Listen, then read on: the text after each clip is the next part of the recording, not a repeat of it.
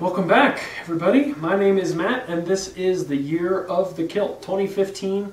We're here talking about my somewhat ridiculous adventure to wear a kilt every day for a year. I didn't lose a bet. There's no unfortunate circumstance here. No one dared me to do this.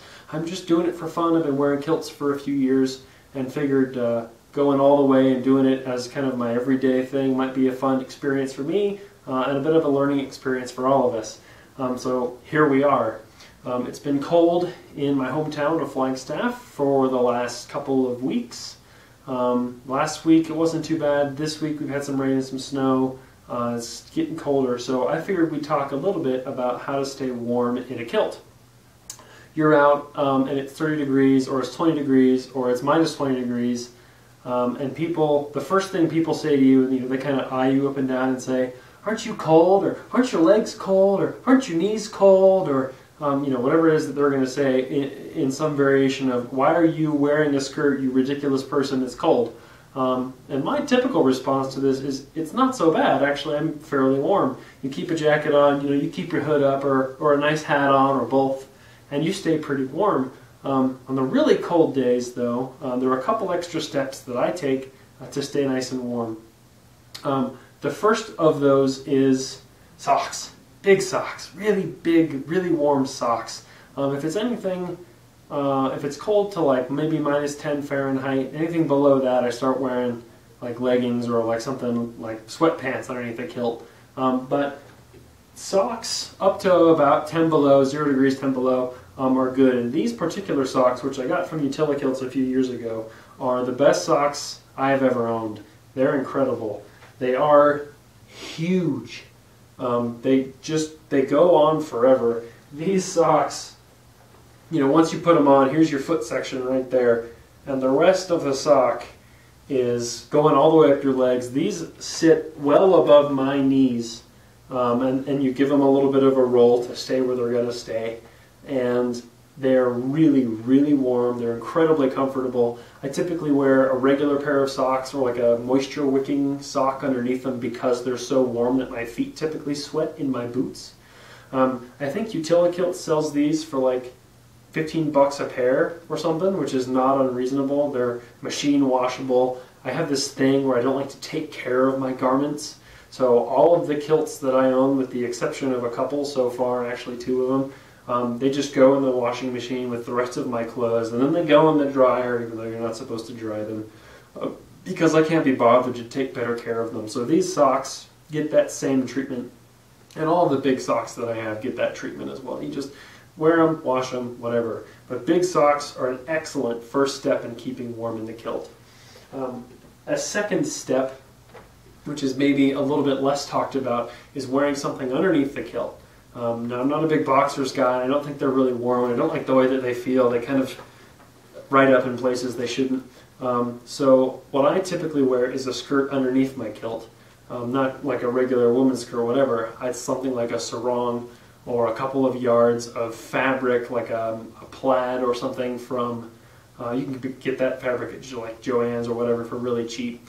So what I do is in the morning I get up and I put this sarong or something underneath my. Actually, let's just do this, and I'll show you. This is also a good example of the release system of the Utilikilt. So all you have to do is undo the belt, and then pull the belt loop, and the whole thing comes right off. So what I wear is a sarong that's wrapped around, and it's nice and loose. Hopefully you can't see through this. Nice and loose, but it's an extra layer of fabric that just keeps me a little bit warmer.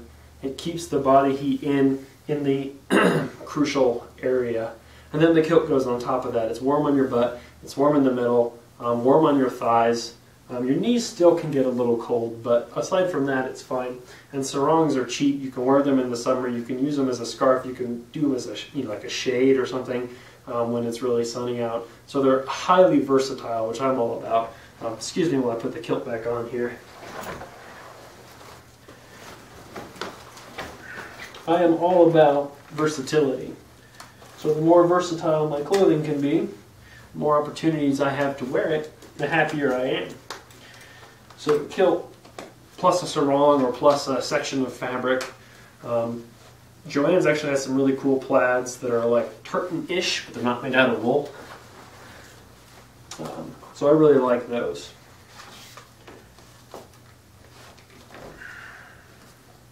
There you go. Socks, something underneath the kilt, and then good boots are always a must. You got to keep your feet warm, you got to keep your feet dry. I don't have like a really tall pair of boots. I'd love a pair, but I haven't kind of gotten there yet. Those are the kind of boots maybe you'd wear to a Renfest or out snowmobiling or something for the day. Really big, tall boots. Maybe I'll get one of those eventually, but I haven't gotten there. So that's kind of my first couple steps to keeping warm in the kilt when everybody else thinks I'm crazy and I'm freezing my nuts off, so to speak. Really, it's not that bad. It's quite warm, and it is definitely a better conversation starter in the winter than it is in the summer, which makes for some very amusing conversation indeed. So with that, let's segue into a quickie product review today. I have socks. I also have a kilt which is much more traditional. This is from buyAKilt.com. We talked briefly about them because they do sporrans. Also, we talked about them last week. This is a man's kilt. It is 8 full yards. It's gorgeous. This is actually the kilt that I'm going to get married in. And it sits much higher. It comes all the way up to my belly button and still hangs at the knees. It's put together extremely well, but this is not the kind of kilt that you throw in with the rest of your clothes in the laundry and then throw it into the dryer and whatever. You have to treat these a little better. Not too much better, but enough. It feels very different from like this workman's model utility kilt that we talked about last week. The utility kilt is an easy way to get into wearing kilts because it doesn't stand out that much. It's not like looking at me, oh God, I'm wearing a kilt, look at me. A utility kilt, most people will just kind of pass over you. It also has far less fabric than a standard 8-yard kilt. So it doesn't swish and move the same way that an 8-yard kilt will. It sits lower, that kind of thing. So a big kilt is kind of a big way to step into wearing kilts. A utility kilt or any utility model kilt like the 511 kilt or whatever, they are typically an easier way to adjust into wearing kilts. So if you're starting out, like I did a few years back, I would recommend if you're worried about going out in public, or you're worried about what your spouse might think, or you're worried about this and that and the other thing, try it in a utility kilt, a non-tartan kind of pocket kilt first, because it feels closer to pants and it feels closer to what you're used to. And then once you've kind of figured out that you do or you don't like it, which of course you do like it, right? You like it. Then you can switch into some of the tartan kilts because people will notice them more. They wear differently. They swish in a specific way that a lot of people really like, women and men, I guess. And they're generally a very different experience. But this kilt, the 8-yard budget kilt, I think the kilt itself is like $45, $50, which is very reasonable for 8 yards of any kind of fabric, let alone something that's sized, to your waist size, and comes with these buckles and leather straps and stuff to keep it in place. The interior, if I can get this thing apart, which may take some doing, is not itchy like everybody complains about with the full set. Oh, the wool kilts, whatever. It's really, really well done. It's very comfortable. It's a lot more fabric, so it's better for staying warm because not only does it sit up higher, but there's just more fabric between you and the world. So keeping warm typically is best done in more fabric, bigger kilt, something like this. But it does take a little bit more getting used to for some people. It took me 4 years of wearing kilt, 5 years, before I found myself able to stomach the tartan kilts. So something to think about. The budget 8-yard kilt from buyAKilt.com, highly recommended. We're going to see if we can get a discount code from them which may or may not work. But there's my 2 cents anyway. And let's see, what else we're going to talk about. We're going to start talking about movies and music and stuff. So I have started listening to some other music and watching some other movies. And this week I was listening to the Dubliners. I listen to my music on Spotify. They don't pay me to say that, but I do. And so I found a couple albums by them, and it's a little more mellow than the music that I'm used to, but it did seem like good, kind of old-fashioned, good-spirited Irish music.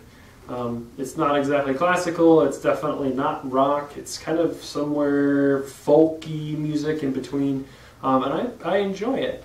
It's kind of good early morning, like kind of get your day going in the right sort of spirit music. So I'd recommend that if you haven't heard of them, check out the Dubliners. I'll put a link in the description down below to a YouTube video or something like that, and you can go check them out and tell me what you think and if you love it or hate it.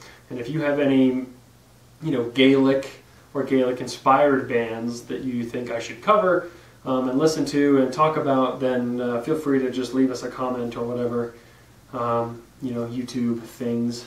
And I'll check them out and we'll move forward with that. But the Dubliners is kind of a fun, sprightly Irish music, and I think it's fairly well recommended, so give it a shot.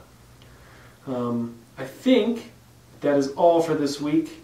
I don't have much more to talk about, so maybe we'll just call it a day. Does that sound all right?